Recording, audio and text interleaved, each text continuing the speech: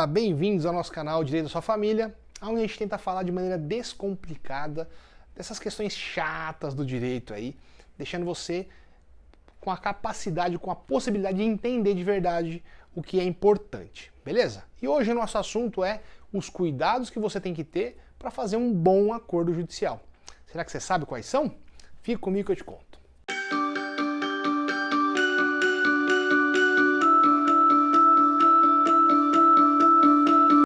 Bom, beleza. Primeiro é importante que você saiba que em quase todas, a totalidade quase das ações, elas podem acabar num acordo.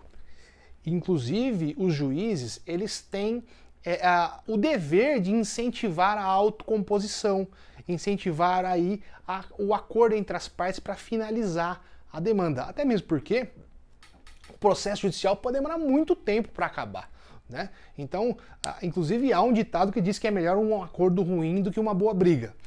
Mas eu vou te dar umas dicas para que você possa fazer um bom acordo, não um acordo ruim. E acabar com o seu processo de maneira rápida e efetiva. Especialmente garantindo o direito do seu filho, o direito da sua filha e o seu direito da melhor forma possível. Bom, um bom acordo começa com planejamento. Então é importante que você saiba tudo o que está acontecendo, qual é a condição e faça um planejamento daquilo que você espera desse processo.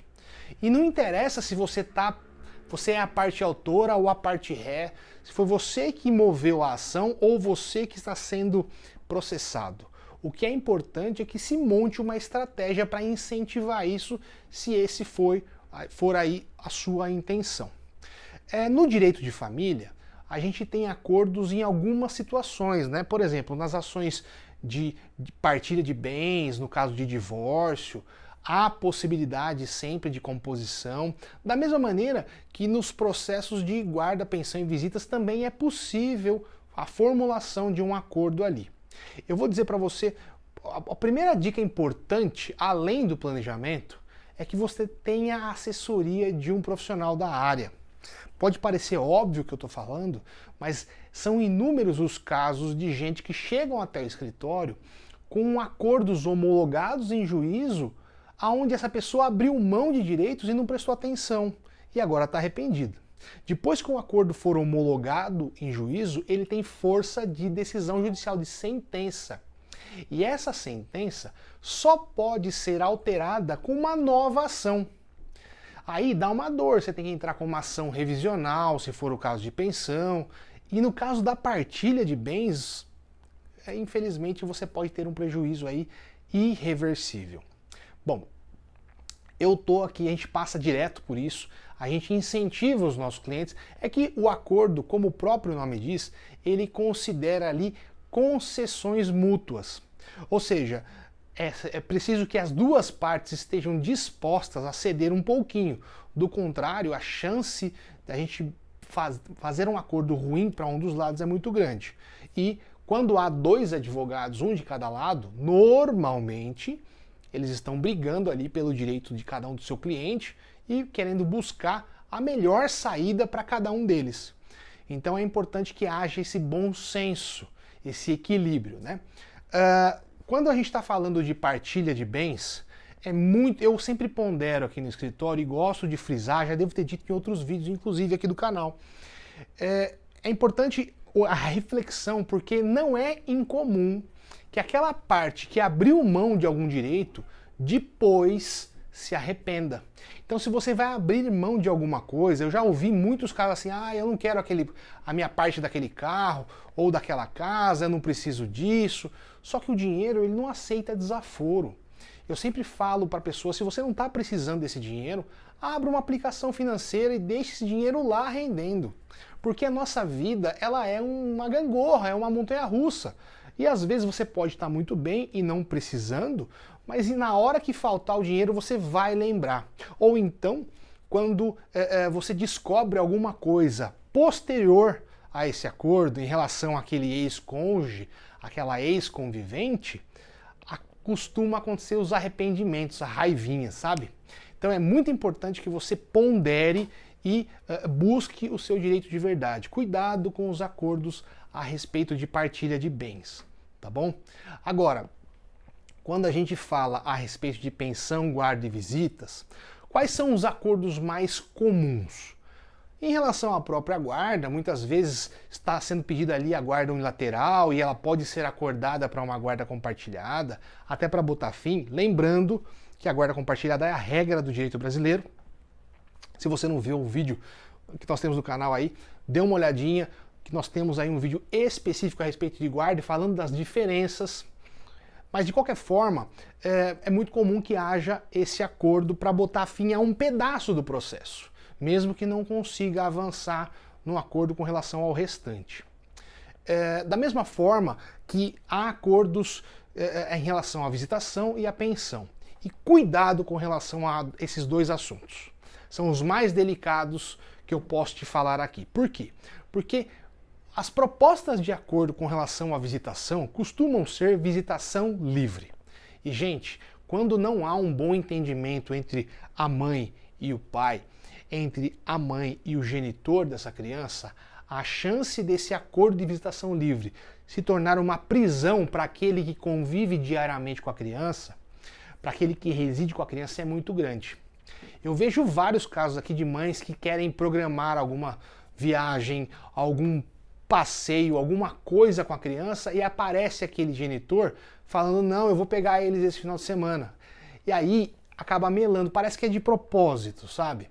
Então eu sou contrário à fixação de visitação livre, a não ser no caso daquelas pessoas que estão extremamente bem consigo mesmas, estão bem tem a separação e tem uma relação de amizade continuada a partir dali, né? Então é muito difícil, mas quando há, aí sim eu sou favorável, porque aquele núcleo familiar, mesmo que pai e mãe não estando mais juntos, vai permanecer e se eles têm bom diálogo entre eles, vão buscar ali a melhor saída e fica bom para todo mundo. Agora, na grande maioria das vezes não é assim que acontece. Então eu sou partidário daquela regrinha de visitação a cada 15 dias, finais de semana alternados, e aí tem todas as questões a respeito da idade da criança, que eu já devo ter um vídeo específico aqui no canal também falando disso, falando do pernoite e tudo mais, mas eu sou meio contra essa popularização da visitação livre por conta de a criança ser normalmente utilizada como um instrumento para ferir a outra parte, sendo que quem está usando esse instrumento esquece do principal, que é a criança. Beleza? E, por fim, os acordos de pensão alimentícia.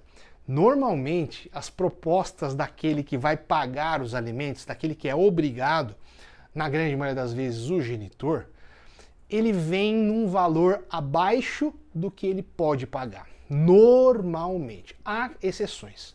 Mas normalmente ali está sendo feito um negócio e quanto menor o custo, melhor para quem vai pagar, ok? Então, nesse sentido, é importante que a gente tenha ali uma condição de verificar a real capacidade daquele alimentante, daquele obrigado. Por quê? Porque nós temos que buscar o melhor caminho para a finalização disso, para a mãe não ficar com uma pensão ruim, para não ficar com uma pensão que não serve para ajudar de verdade como deveria, né? Óbvio que eu sempre digo também, e deve ter aqui no canal alguma coisa falando a respeito dos requisitos para fixação do valor da pensão alimentícia. Eu não estou entrando nesse mérito, estou falando que quando há uma oferta, normalmente ela é menor do que aquilo que realmente aconteceria. E lembrando que quando a gente está falando de acordo, tem que pensar no 13º, nas férias, sobre quais verbas esta pensão vai incidir, né, para que você não abra mão de eventuais adicionais, eventuais verbas que são recebidas, como já vi acontecer e que a mãe se arrepende também. Então é importante a assessoria, o planejamento, o acompanhamento. Nunca vá para uma ação judicial, para uma audiência de conciliação sem a assessoria de um advogado. Não é viável. Se alguém te ofertar assim, eu pago o advogado, a gente faz um acordo, cuidado. A chance de você tomar na cabeça com isso é muito grande. E outra situação também, se em algum momento você não estiver assim, de verdade convencida de que esse acordo é bom, não faça, não aceite. Às vezes até o advogado está falando para você assim, assina. Eu tenho vários casos, eu não quero ficar entrando nesses detalhes aqui porque não posso, mas se você não tiver lá no seu íntimo a certeza de que você está fazendo um negócio justo, um acordo justo, buscando o que é melhor para o seu filho e para sua filha, não faça. Beleza? Se você tiver alguma dica, alguma sugestão, se você tiver algum comentário, deixa aqui no nosso vídeo. Não esquece de inscrever no nosso canal, de ativar o sininho para receber as notificações quando a gente tiver um vídeo novo, que a gente faz com cuidado para você. E se tiver alguma coisa que eu falei que você não concorda, escreve aqui que nós vamos conversar. Beleza? Tamo junto!